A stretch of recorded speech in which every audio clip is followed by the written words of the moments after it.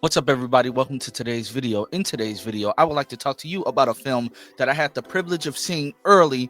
It was my first ever press screening, so I'm really excited about that. The film is entitled After the Hunt, starring Julia Roberts, Andrew Garfield, and Ayo Edebiri.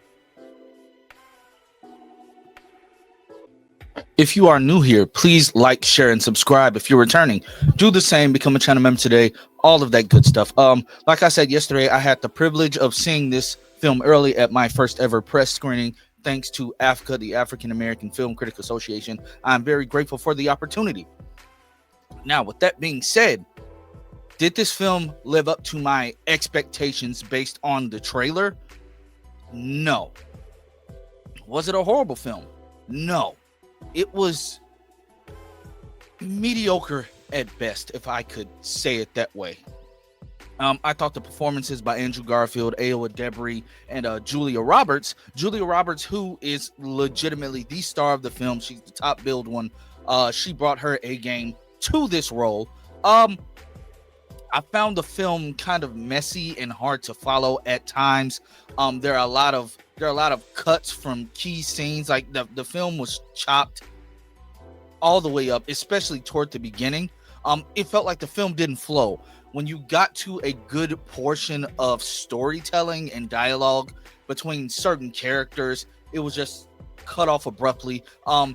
Some scenes were meant to be comedic, like a lot with Julia Roberts, with her husband Frederick, however you pronounce his name. I'm probably butchering it. Frederick, I believe. A lot of his moments were supposed to be comedic, but a lot of moments, between Julia Roberts' character Alma. She is a professor up for tenure at Yale. A lot of the moments between her and some of her students, they're not meant to be funny, but I found at my theater full of critics from radio, television, a lot of that we laughed at some of that stuff, even though I feel as if, as it was filmed, it was not meant to be comedic, but it came off like that at times. Like I said, the best thing about this film was the performances themselves, and I hate to say that was the only good, thing to come out of the film. The story is muddled. The story is about a college professor, Alma, played by Julia Roberts. She's torn between her friend, who could potentially be a creep. This professor, played by Andrew Garfield, Hank Gibson. He's a professor at Yale, a younger professor, or he may be the same age as Julia Roberts. They never really specify. We just know that they're best friends. They came up together in this college being professors. They're some of the highest regarded professors at the school at this time. Like Julia Roberts' character Alma, she's up for tenure, and that gets ripped away from her because of this situation. But the other person in this weird triangle is Ayo Edebiri's character, Maggie. She is a part of the LGBTQ community. She has a partner, Alex, who's non-binary and wants to be a lawyer. You see where I'm going with this. Maggie accuses Hank of sexual assault.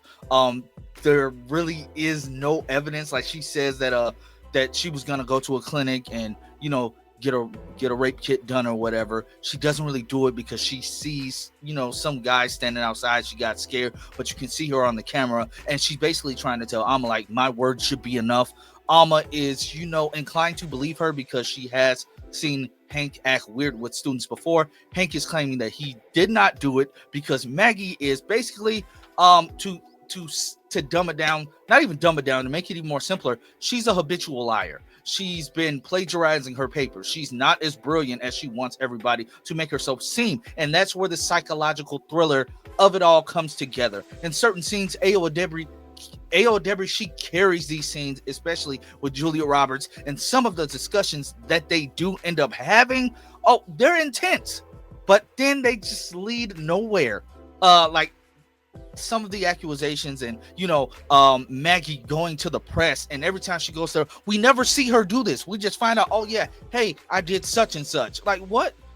We just wake up and Alma's like, oh my god, she did this, she did that. Like, it's no connective tissue in some of these scenes, and all in all, it leaves this film becoming a muddled mess. Even when we got to the end of the film, We get to the end of the film, and there's a huge time jump. I won't say how much time, but it just feels weird because in this whole 2 hour and 19-minute runtime, it feels too long, because when I think psychological thriller, I think it's going to be some suspense. It's going to be high. This was a very low stakes film. Low stakes. Oh, cool. The professor, he might lose his job. Alma might lose her job. She might get kicked out of school. Very, very low stakes. And you might say, oh, that's crazy to get kicked out of school, to get fired and stuff.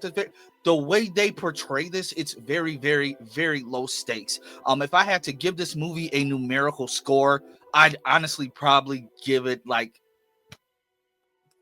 5 out of 10, 4.5 out of 10 stars. Guys, would I see this film again? Possibly if it came to Netflix, Amazon Prime, streaming. I'd watch it on streaming. Would I pay for it? No, I would not rent this. I would not go pick up the Blu-ray. I would not pay to see it in a theater. I would not.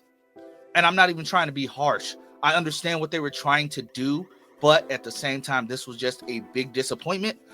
Trailers can often be misleading. That's why I don't judge a movie solely on the trailer. But I was here for the story. Like I said, the performances were amazing. Everybody knows Andrew Garfield's going to deliver every time. Julia Roberts is Hollywood royalty at this point, in my opinion. And Ayo Edebiri has proven herself to be a fantastic actress on the up and up. So yes, the performances, they were great. The story, not so much. Guys, I hope you still want to go see this film. Don't let my word be the word for you. You may have a different opinion than I do, but like I said, if you are new here, like, share, and subscribe. Returning, do the same thing. I hope you come back to the channel again. Yes, I'll be doing a lot more of these. I am blessed to be a part of AFCA.